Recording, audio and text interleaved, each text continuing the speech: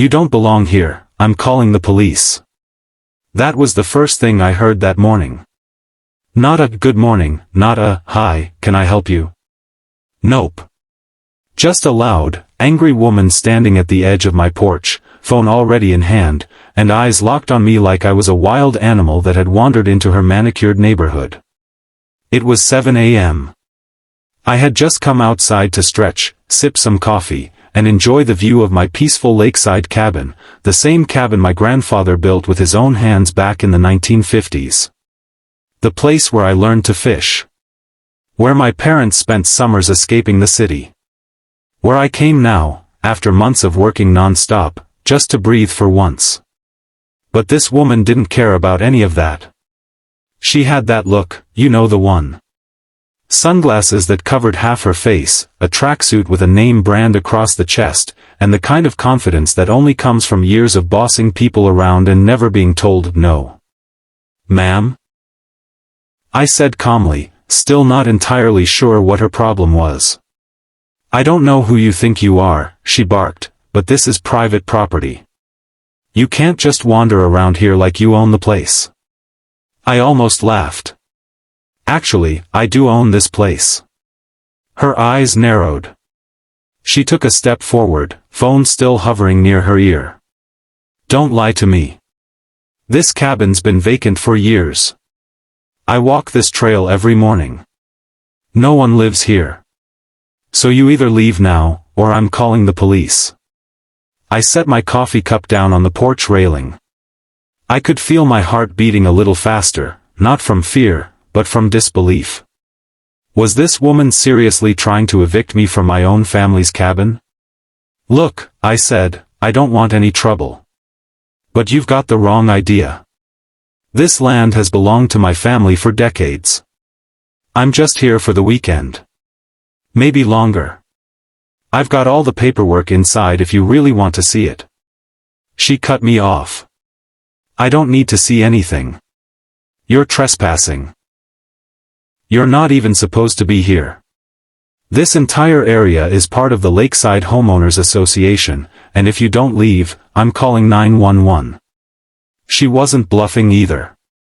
She already had her thumb on the call button. Go ahead, I shrugged. Call them. That probably wasn't the reaction she was expecting. Her face twitched, just slightly, like she was confused why I wasn't begging her to stop. But I didn't. Because I knew what she didn't. She jabbed her finger on the screen. Yes, hello. This is Karen Thompson from Lakeside HOA. I'm reporting a trespasser. He's refusing to leave private HOA property. He's being difficult. I took a deep breath. I wasn't worried, but I was annoyed. This was supposed to be my quiet weekend, no phone calls, no meetings, no stress. And instead, I had a woman I'd never met calling 911 on me while standing 10 feet from my grandfather's handmade rocking chair. She hung up and crossed her arms, satisfied. They're on their way. You'll be gone in 15 minutes. Great, I said, picking up my coffee again. I'll be right here. 15 minutes passed. Then 20. Then the sound of tires on gravel echoed through the trees. And not just one car. 3 patrol cars pulled up to the edge of the property. Lights flashing, doors opening. It was like a full-on raid, all thanks to one overly confident woman with a phone and too much free time. Karen practically ran to greet them. Officers. Thank goodness you're here. He's been refusing to leave. I'm on the HOA board, and I can assure you, no one owns this cabin. It's been abandoned for years. One of the officers walked up to me while the others stayed near their vehicles. Sir, he said politely, can I see some identification? Of course, I said, handing over my license. He glanced at it, then at me, then back down again.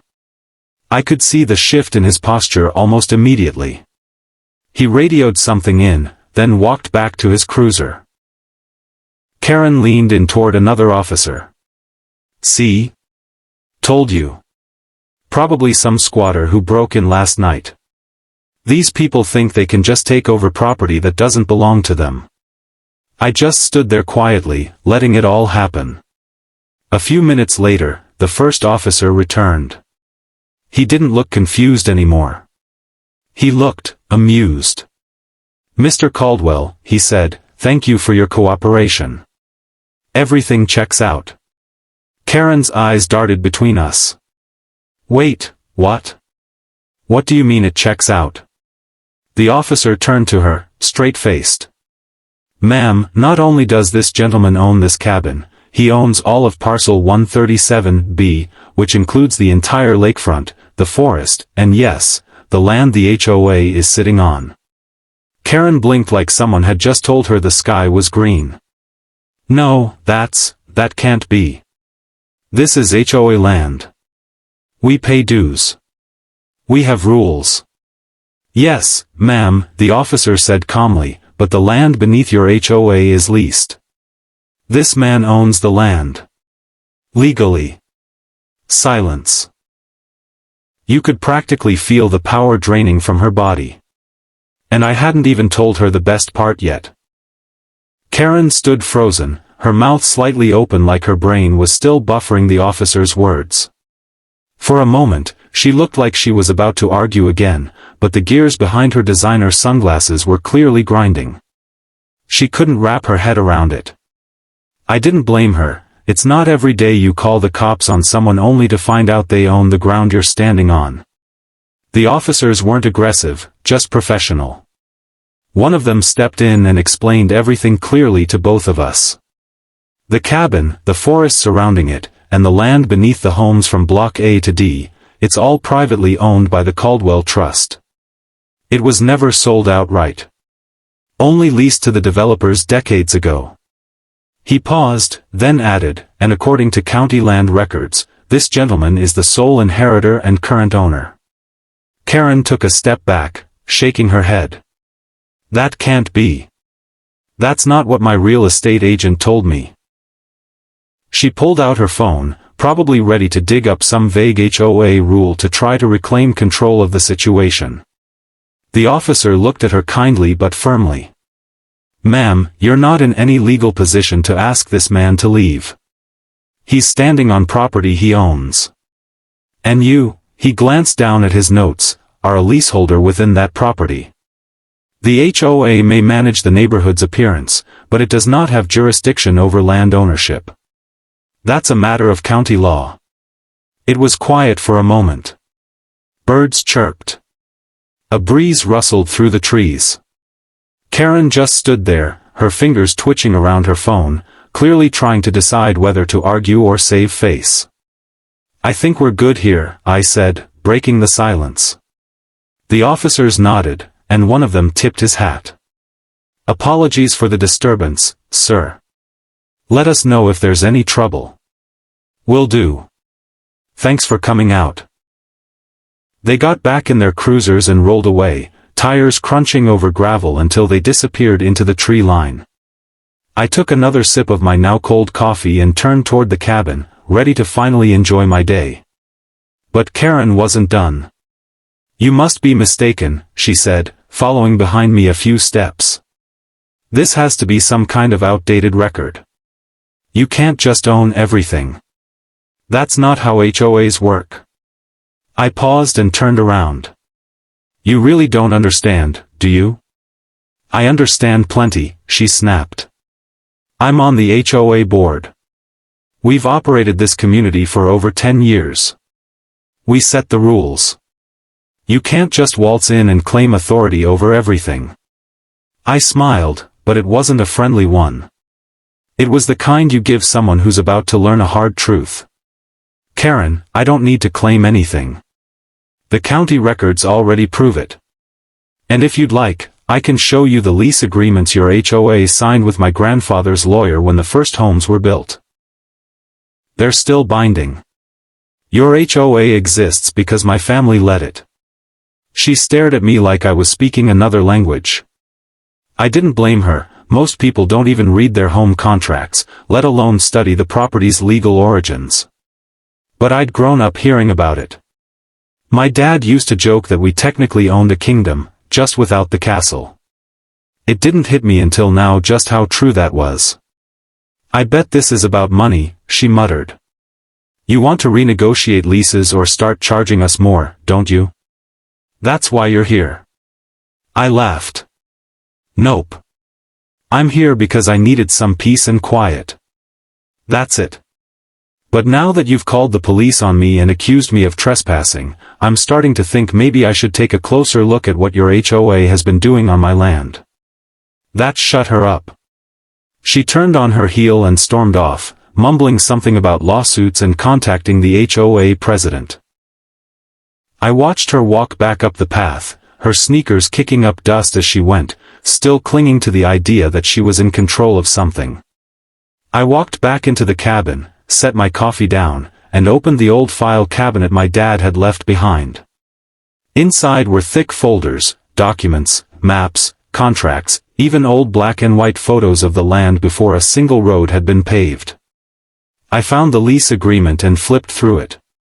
Signed, sealed, and notarized in 1986. A 100-year land lease. Non-renewable unless the landowner agreed. The HOA had 61 years left, and every right they thought they had was based on assumptions, not law. By noon, I had already received 2 emails. One from the HOA's legal rep, politely requesting a meeting of clarification, and the other from a cabin neighbor, thanking me. Apparently, Karen wasn't new to this behavior. She'd harassed other property visitors, chased out delivery drivers, even tried to fine people for using dirt paths that weren't even part of the HOA boundaries. She was known as the enforcer. But now, for the first time, someone had pushed back, and not just pushed back, but proven she had no authority at all. I took the rest of the day to hike the trail behind the cabin, same one I walked as a kid with my grandpa. It felt good to be back. I stopped by the lake, skipped a few stones, and just let the quiet soak in. Karen could talk all she wanted. She could complain to the board, draft emails, hold emergency meetings. None of it would change the fact that she had picked the wrong person to intimidate. Because I didn't just own a cabin.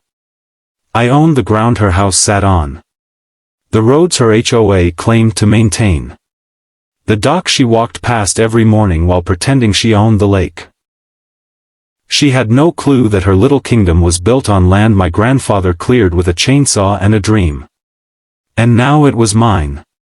And I wasn't going anywhere. The next morning, I woke up to the sound of tires on gravel again. I stepped out with my coffee expecting a delivery truck or maybe a maintenance crew, but it was a sleek, black SUV with tinted windows and a tiny HOA logo on the windshield. Out stepped a man in a fitted blazer and slacks, holding a leather folder. Behind him trailed Karen, still in her oversized sunglasses but with a smug little smirk on her face now. "Mr. Caldwell," the man said, approaching me like he was trying not to wrinkle his shoes. "I'm Michael Grant, legal counsel for the Lakeside HOA. I understand there's been confusion. I'd like to request a brief conversation regarding the land use and community agreements." I leaned against the porch railing, coffee in hand. Funny. Yesterday, I was a trespasser. Today, I'm Mr. Caldwell. Michael gave a nervous chuckle, the kind that lawyers use when they're trying to keep things polite. "Yes, well, misunderstandings happen. It's just that Karen informed us there's been some friction, and the board would like to ensure everyone's on the same page moving forward." Karen crossed her arms. "I told them you threatened to revoke our community access. You said we had no rights." I turned to her. I said if the HOA keeps harassing landowners on my property, I'll enforce my legal options. That's not a threat, it's a fact. Michael raised a hand diplomatically. "Let's not get into the weeds. Would you be open to a sit-down meeting with the board this afternoon? I believe if we review the original lease and the current bylaws, we might be able to clarify expectations for all parties." I looked out at the lake for a second, then back at him. "Sure. But I'm bringing my own documents. That afternoon, we met at the HOA clubhouse. A fancy wood-paneled building near the community gate, filled with leather chairs, scented candles, and people who clearly thought they were running a five-star resort, not a neighborhood built on leased land. 5 board members sat in a row behind a long table. Karen sat in the middle, arms folded tight, like a queen in exile. I sat at the opposite end with a thick binder, a worn envelope of legal documents, and a scanned copy of the original land lease on my tablet. Michael started with pleasantries. First off, thank you, Mr. Caldwell, for joining us. We understand this situation has been tense, but we all share the same goal, a harmonious community. I nodded once. Then stop calling the cops on landowners. A few board members shifted uncomfortably. Michael cleared his throat. Let's get into the facts. According to our HOA documents, the community was established in 1987, with full authority over common areas, private roads, and shared recreational spaces. We operate under a board-approved charter, and all homeowners pay dues toward maintenance and management. I let him finish, then slid my tablet forward. Here's the lease agreement your entire neighborhood was built on. It was signed 1 year before the HOA existed. It clearly states that the Caldwell Trust owns the land. Your developer signed a 100-year lease to build on it. The homes were sold with leasehold titles. Not fee simple. That means no one here owns their land, they lease it from me. The room went quiet. One of the board members, a balding guy with a mustache, glanced down at the document, then leaned in toward Karen and whispered something. She didn't react. She just stared straight ahead. I continued, tapping on another page. The lease gives the HOA rights to maintain community spaces, sure.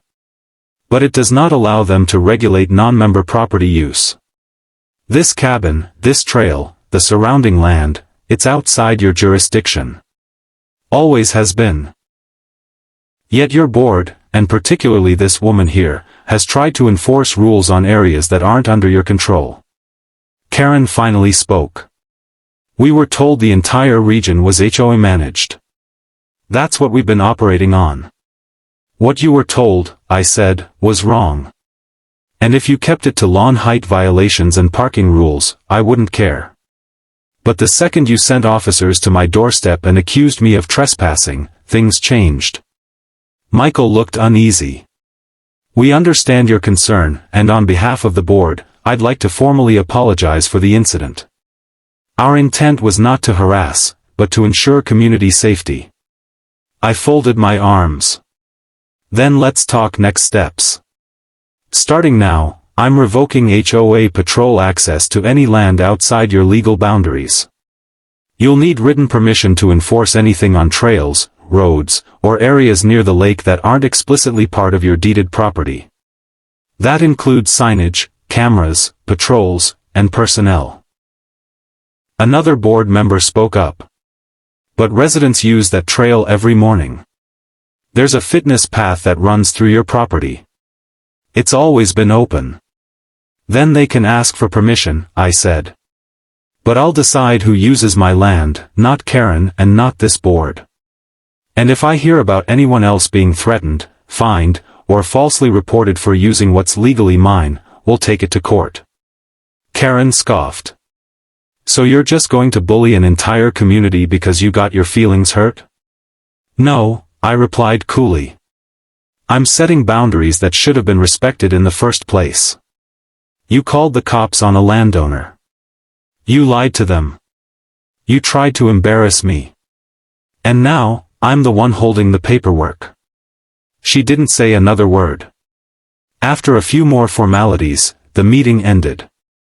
Michael asked if I'd consider reviewing a redrafted access agreement, something that allowed walking trails and minor usage in exchange for a symbolic lease fee. I told him I'd think about it. Privately, I wasn't opposed to being reasonable. But the message had to be clear: no more power trips, no more lies, and absolutely no more Karens playing sheriff. By the time I walked back to the cabin, I had 5 missed calls and 3 emails, all from different homeowners who'd heard about the meeting. Most of them were apologetic. Some were embarrassed. A few were quietly thrilled. Apparently, Karen's reign of control had ruffled more feathers than I realized. Now that someone had stood up to her, legally and loudly, the whole HOA was wobbling. I stood by the lake again that evening, skipping stones like I used to as a kid. Karen's house was barely visible through the trees. I didn't care if she was fuming, pacing, ranting about how unfair it all was. Because the truth had finally landed like a punch to the gut. She didn't own the power. She never did. I did. And now she knew it. 3 days after the HOA meeting, I received a certified letter delivered directly to the cabin. Karen's name was right there on the envelope, along with the official Lakeside HOA letterhead. I didn't even open it right away. I set it on the kitchen table, poured myself a fresh cup of coffee, and let the silence speak louder than any printed words ever could. Eventually, curiosity won. I peeled the envelope open. It was a formal request from the HOA, asking me to consider the broader impact of restricting access to trails and lakefront pathways that have been used by residents for years. They called it a community tradition and emphasized how my enforcement of boundaries might disrupt the peaceful nature of the neighborhood. The best part? They offered me a $1,200 annual stipend if I allowed public access to certain areas of the land. $1,200. To give up control over hundreds of thousands of dollars worth of lakefront property and walking paths. I couldn't help but laugh out loud. That was the HOA's idea of negotiation? After everything they had pulled? It was never about